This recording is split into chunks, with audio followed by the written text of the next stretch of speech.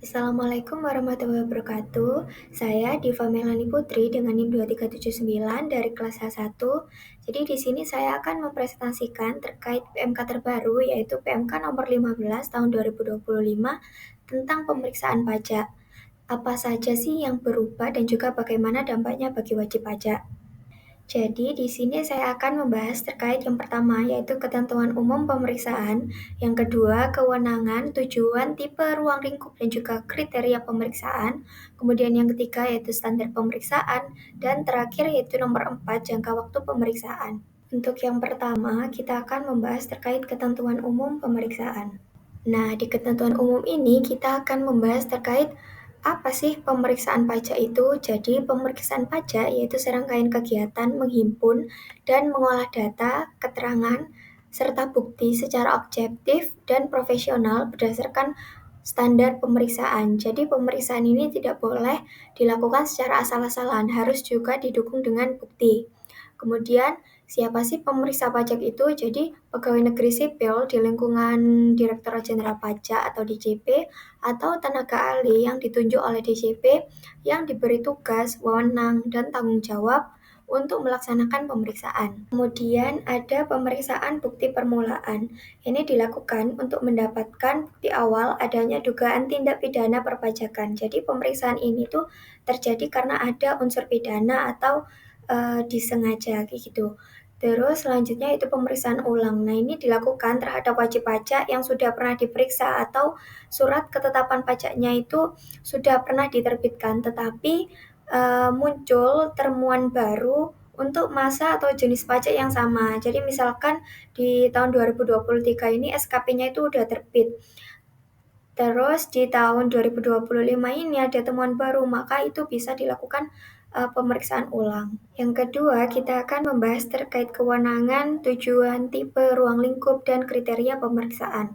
Yang pertama, kita akan membahas terkait kewenangan pemeriksaan. Jadi, berdasarkan pasal 29 ayat 1 KUP, DJP itu berwenang melakukan pemeriksaan untuk menguji kepatuhan pemenuhan kewajiban perpajakan dan juga tujuan lain dalam rangka pelaksanaan ketentuan peraturan perundang-undangan perpajakan.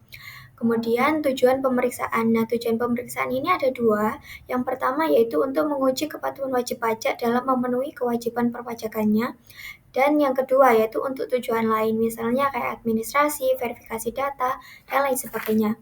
Kemudian ruang lingkup pemeriksaan yaitu mencakup satu atau beberapa jenis pajak, satu atau beberapa masa pajak atau tahun pajak, dan juga beberapa objek PPB. Nah, di sini ada beberapa jenis pajak yang bisa menjadi objek pemeriksaan, yaitu PPH, PPN, PPNBM, Bea Matrai, PBB, pajak penjualan, pajak karbon, dan pajak lain yang dikelola oleh DJP seperti pajak pusat.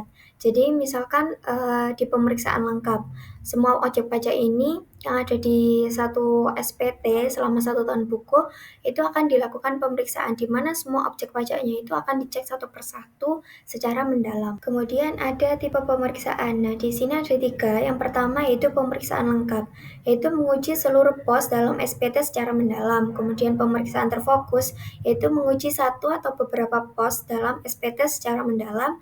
Dan pemeriksaan spesifik, yaitu dilakukan secara sederhana dalam satu atau beberapa pos. Lalu di sini kriteria pemeriksaan untuk menguji kepatuhan. Nah, contoh kriteria pemeriksaannya itu yang pertama, wajib pajak mengajukan permohonan restitusi karena kelebihan pembayaran pajak. Yang kedua, SPT-nya lebih bayar atau rugi. Yang ketiga, wajib pajak sudah menerima pengembalian pendahuluan kelebihan pembayaran pajak. Kemudian yang keempat, perubahan tan buku atau metode pembukuan. Lalu penggabungan, peleburan, pemekaran, likuidasi, pembubaran, atau meninggalkan Indonesia, dan lain sebagainya, seperti yang ada di gambar. Ada juga kriteria pemeriksaan untuk tujuan lain, biasanya yang meliputi kegiatan administratif. Contohnya pemberian NPWP secara jabatan, penghapusan NPWP, pengukuhan PKP secara jabatan, pencabutan pengukuhan PKP, penyelesaian keberatan, dan lain sebagainya. Jadi kriteria pemeriksaan untuk tujuan lain tuh ada banyak ya, hingga di sini ada hingga poin Y. Nah, untuk yang ketiga, kita akan membahas terkait standar pemeriksaan. Standar pemeriksaan itu ada 3. Yang pertama itu standar umum, yaitu pemeriksa itu harus berpendidikan atau mendapatkan pendidikan, mendapat pelatihan teknis sebagai pemeriksa pajak. Selain itu, pemeriksa juga harus memiliki integritas dan juga independensi yang tinggi dalam menjalankan tugas pemeriksaan. Yang kedua yaitu standar pelaksanaan. Nah, di sini ada persiapan sesuai tujuan pemeriksaan.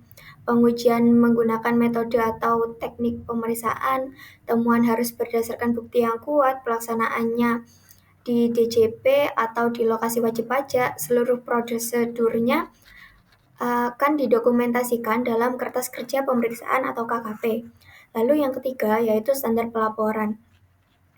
Jadi, laporan hasil pemeriksaan itu harus disusun berdasarkan KKP atau kertas kerja pemeriksaan. Kemudian LHP juga harus memuat pelaksanaan pemeriksaan, simpulan, usulan pemeriksa, serta dapat memuat informasi tambahan terkait pemeriksaan. Yang keempat yaitu jangka waktu pemeriksaan. Untuk jangka waktu pemeriksaan itu ada 2, yaitu jangka waktu pengujian dan juga jangka waktu pembahasan akhir hasil pemeriksaan dan pelaporan. Nah, untuk jangka waktu pengujian ini dibagi jadi 3. Yang pertama, pemeriksaan lengkap itu paling lama 5 bulan. Yang kedua, pemeriksaan terfokus itu paling lama 3 bulan. Dan juga pemeriksaan spesifik itu paling lama 1 bulan. Untuk jangka waktu pembahasan akhirnya 30 hari, mulai dari SPHP, tanggapan SPHP, pembahasan akhir, dan juga pembuatan laporan pemeriksaan atau LHP. Kemudian untuk pengujian perhitungan jangka waktu untuk pengujian itu sejak surat pemberitahuan pemeriksaan sampai dengan SPHP disampaikan. Untuk pembahasan akhir dan pelaporan itu sejak SPHP disampaikan sampai dengan tanggal SPHP.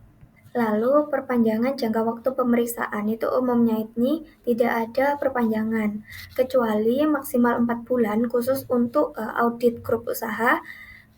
Lalu ada transfer pricing dan juga transaksi khusus terindikasi rekayasa keuangan. Nah, untuk perpanjangannya ini hanya berlaku untuk jangka waktu pengujian.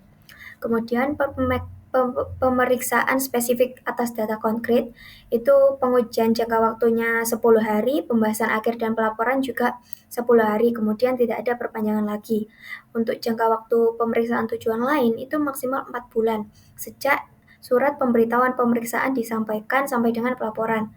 Tidak ada pembahasan akhir dan juga tidak ada perpanjangan. Mungkin sekian saja presentasi dari saya, kurang lebihnya saya mohon maaf. Wassalamualaikum warahmatullahi wabarakatuh.